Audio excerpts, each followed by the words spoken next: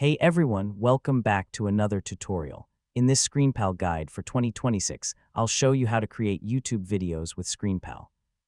Whether you're making tutorials, gaming videos, educational content, software demonstrations, reaction videos, product reviews, or business presentations, ScreenPal provides the tools you need to record, edit, and publish professional-looking YouTube videos.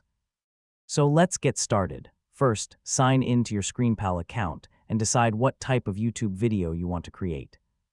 Before recording, it's a good idea to plan your content, outline your main points, and prepare any materials you'll need during the video.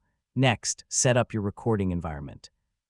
Close unnecessary applications, organize your desktop, and disable notifications to avoid interruptions while recording.